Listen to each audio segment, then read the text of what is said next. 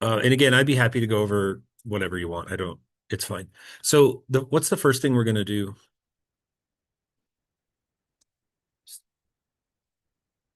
Yeah, I mean, you have to kind of make a choice here.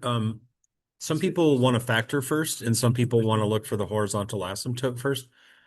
So I kind of like the horizontal asymptote side of things just before I dig in and start making a mess. And so, does this have a horizontal asymptote?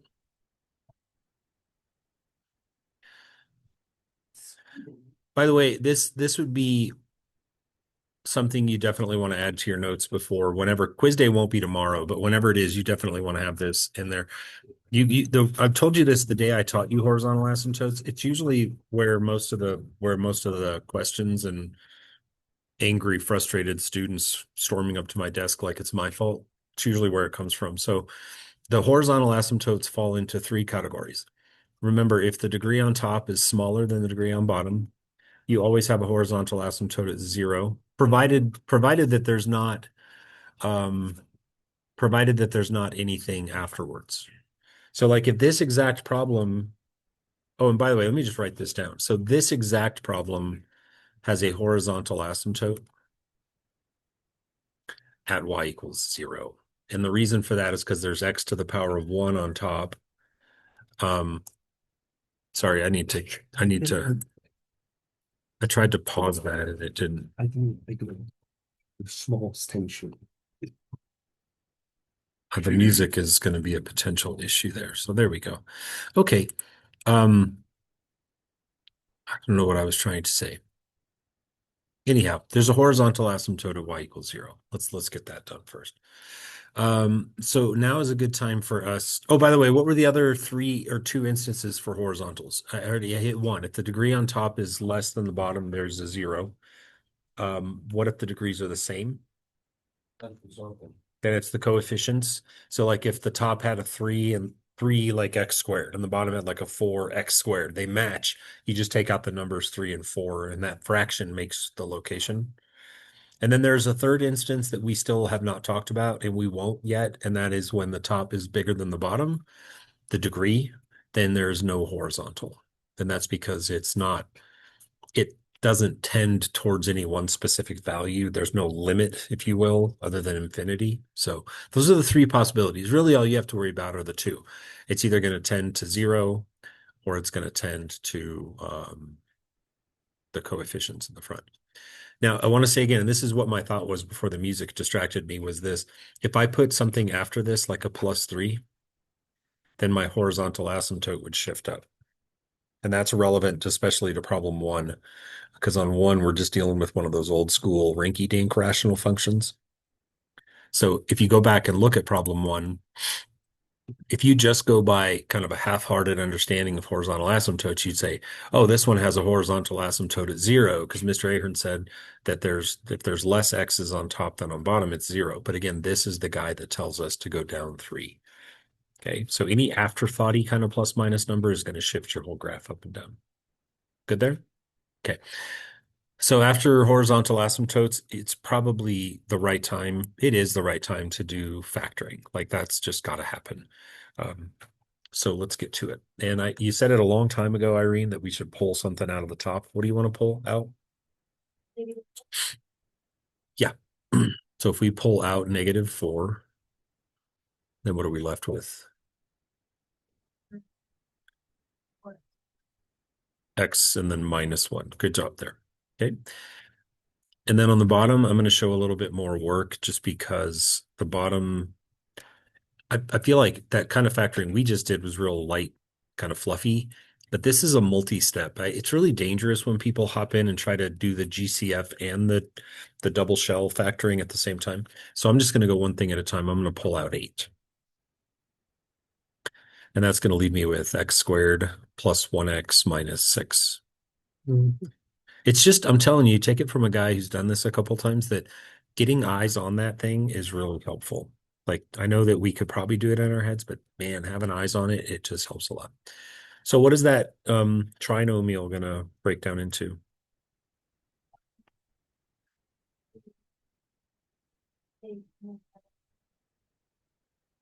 Plus three, x minus. Good. You're not gonna pass this test if you don't factor. Like your calculator will help you. You can kind of not grudge, but like drudge through it.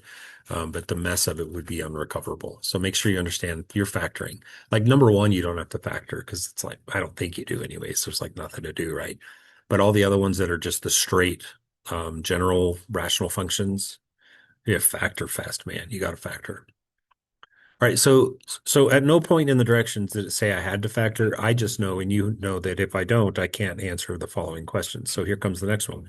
Are there vertical asymptotes? Absolutely. And so I think for me, step one is to look at it and not necessarily say that I'm looking for vertical asymptotes, but what I'm looking for are what we call discontinuities. I call them bad guys. I want to know where the X numbers are that make bad things happen. And bad things happen when the bottom of a fraction equals zero. So, right. So there's bad guys at X equals -3 and X equals +2, because those are the numbers that make the bottom equal zero.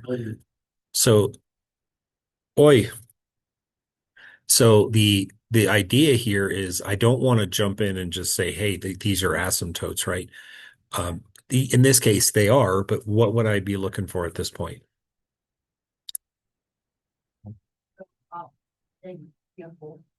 Yeah, I don't like the way you said that, but I think your heart was in the right place. What you're just simply looking for, let me clean up that mess that just happened, is you just want to say, is there an identical copy upstairs? Okay, so don't make a big deal out of it. It's like, well, I would just look upstairs right now and I say X plus 3, you're making something bad happen. Is there another X plus 3 upstairs? And the answer is no. But if there was, then is that what you meant? Yeah, we're just looking for cancellation. And then same for X minus 2. So these purple things that I just wrote down, both are going to turn out to be vertical asymptotes. So we can say there are vertical asymptotes at X equals -3 and X equals 2. Remember not to just put numbers for your asymptotes. They are equations of lines. Right. Since nothing bad from the bottom canceled out with the top, then we can say that there are no holes. And that's 3 things off of our 6-item checklist. The order that you do these in is probably going to be similar to what I'm doing, I'm guessing. The 4th thing that I usually do is, since it's super easy, is I find the y-intercept. And not all graphs are going to have a y-intercept, just FYI. And you've seen examples of this, and I think it was assignment 25. If you get a hole on the y-axis, I mean, just think about this for a second. If I had a graph, like let's say this is my x-axis and my y-axis. You understand that by definition, a y-intercept is the place where a graph crosses the y-axis. Like I'm not trying to talk dumb to you, but that's important that you get that. And if you've already established that there's a hole at like the point 0 something, so if I had figured out in a problem that there was a hole at 0, comma, whatever, yeah, anything, it doesn't matter. At that point, then, and people miss this every year, by the way, watch out, because the y-intercept will present itself to you, but then you have to say, no, you're not actually there. You're like a figment of my imagination. So when I get to a y-intercept in a problem like this, I just say there isn't one. If you don't understand that contradiction, it would be really important that you ask about that, because a graph cannot cross the y-axis. It cannot make physical contact with the y-axis if the number 0 makes bad stuff happen, right? So anyways, I digress. In this particular problem, though, there will be a y-intercept because we don't have any bad stuff happening at 0. So let's go find the y-intercept. How do I? There's just a method. It's robotic. Change all the x's into what? 0. Done. Change them into zeros. And then you just grind out the math. And so you go up to your problem. Had it been simplified by now, you would maybe use the simplified version. It just doesn't matter. It's all going to come out in the wash. I mean, yeah, we'll go with that. So I'm going to put 0 in place of X. And I have to put it all 3 places where these little purple arrows are pointing. Those are all going to get replaced with zeros. So all those little purple arrows up at the top are going to become zeros. And it's okay to show a little bit of work here. So the top is going to become -4 times 0 minus 1, which is -1. And then the bottom is going to be 8 times 0 plus 3, which is 3, and 0 minus 2, which is -2. And then you just crank it out. So the top becomes a 4, and the bottom becomes 24 times -2 is -48. So when you reduce this fraction down, you can now say that the y-intercept is at 0, -1/12.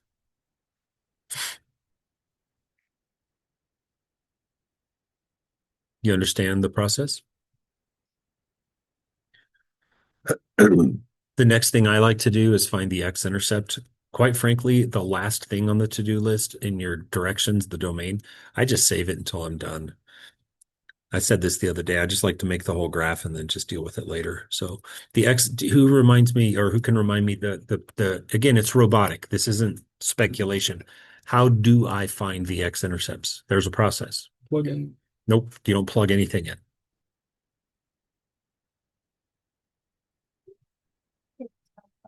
Nope, Set the x equal to 0.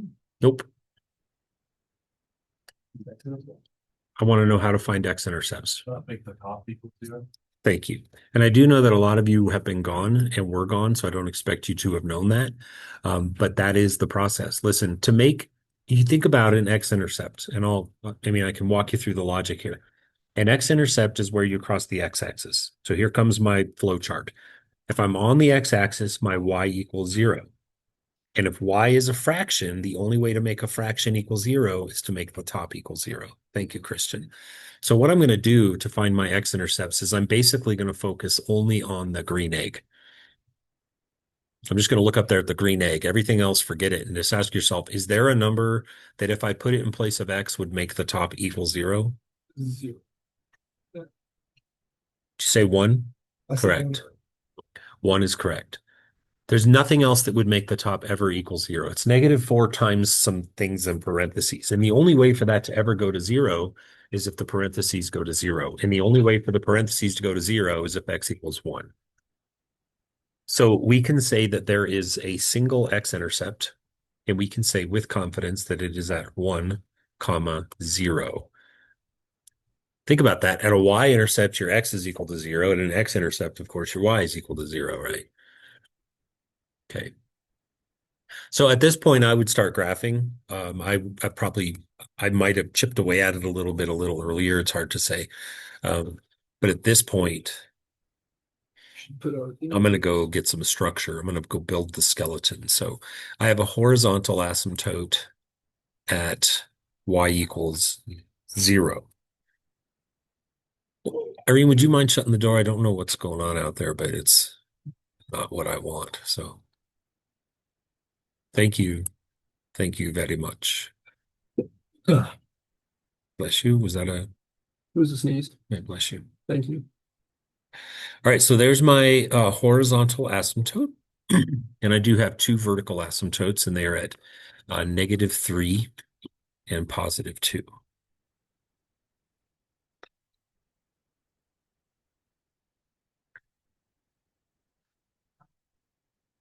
And then the only thing left to do is just take any other freebies I can get. Like there's a reason we do all this work ahead of time, and it's so that we have an extra little bit of dot or extra few dots to maybe connect. So there's a y-intercept at 0, -1/12. For that, I feel like I really need to zoom in quite a bit.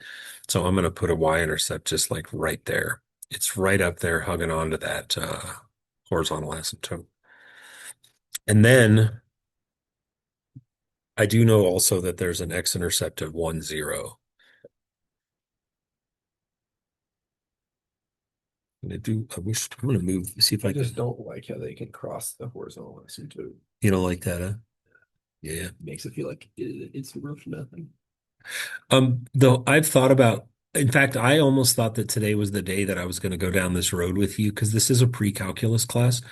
And I thought that we're right at a junction where I could start talking to you about what a horizontal asymptote is. And it'll be the first real foray into a calculus-y concept, but all a horizontal asymptote is an indication of what we call a limit. And so you're going to hear that word, the more upper level math you take, you're going to hear the word limit hundreds of times, thousands of times. So the idea of a limit is that like vertical asymptotes are blockers that say the graph can't go here. Graphy cannot come here, right? Break laws of math, world blow up. A horizontal asymptote is more like a guideline. It's not a blocker like a vertical is. The horizontal asymptote is basically like that infinite long ray of light that the graph looks at and spies, and then it says, if I travel for infinitely long, I'm going to try to land right on that line. So it's not a thing that we fear or that blocks us off or that makes us cower away. It's a guideline as we go forever to the right or forever to the left. So you have to get used to that horizontals are not, they don't have the same It's like Anderson's joke. like influence that verticals do. Okay. So don't let that bother you. This is the part that is where the calculator is going to really shine. So for you guys who didn't have your calculators yesterday, you want to get I think everybody has one now today, right? Zach, I need to get you one. Yes. Let me pause this real quick and I'll get you one. I get a calc. So what you want to do at this point is take a quick moment. And so this is the grind. This is the part where we have to now, old school, we would plug a bunch of numbers in place of X. This is where we're going to let the calculator lend us a super good hand. So you're going to go to your Y equals screen. You guys that don't have them yet, you should go grab one out of the bag and then I'm going to make you put them back. Okay. Go ahead. And then that way there, you're kind of learning with all of us. I'm just not going to let you take it home yet. So in the upper left-hand corner of the white row of buttons,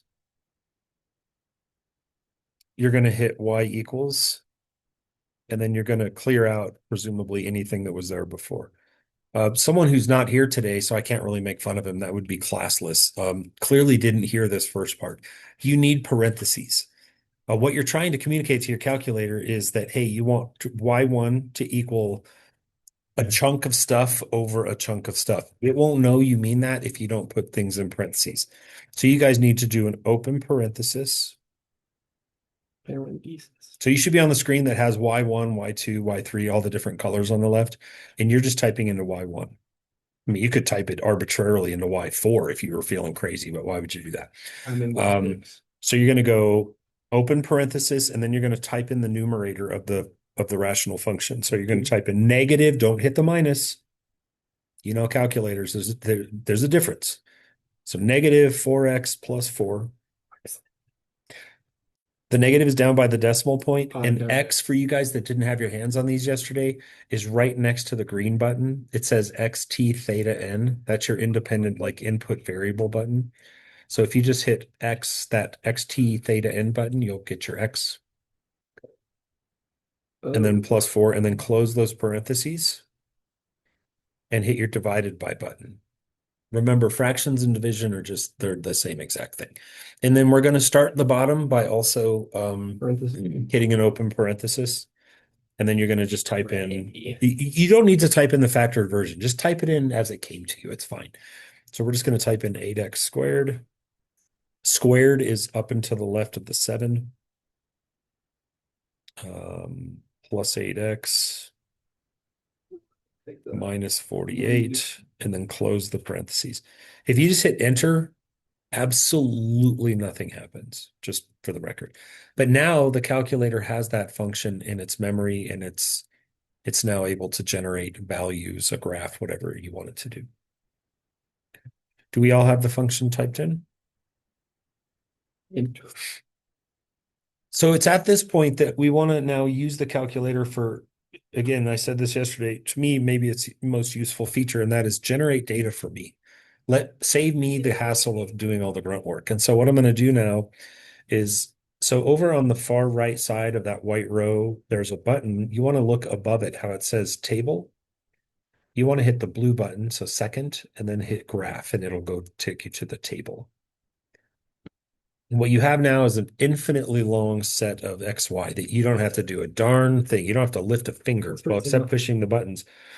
So as we learned yesterday, who pointed this? Was it Zane? Yeah. Zane figured out yesterday that we can actually change. If you remember, if your table, and so you guys who were with calculators yesterday, you're already way ahead of me. But for you guys that didn't, that table, your table going down the left-hand side, like Andy, what does yours count by? Just count by one whole? Mine has nothing. Yeah. Oh, you're still, Oh, is it? Oh, Mine's empty. that's, Mine's giving a syntax. did you not type in a, oh boy. If I go y equals. I think might have to come around and do this with you guys like individually, perhaps. That's neat. Um, I typed it in like you asked. that's awesome, dude. Give me just a quick second. Right. That's great. So anyways, if you're with me, I would change my table set, my delta table back to 1, just for the record. So hopefully you remember how to do that.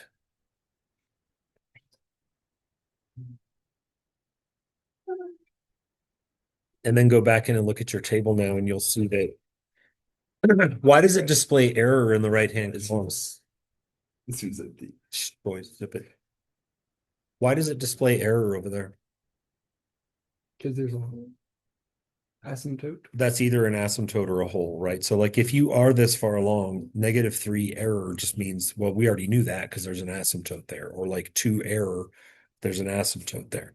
So had there been a hole, there would have been an error there as well. So the point I'm trying to make is that by looking at my calculator, I don't need to grind this out anymore.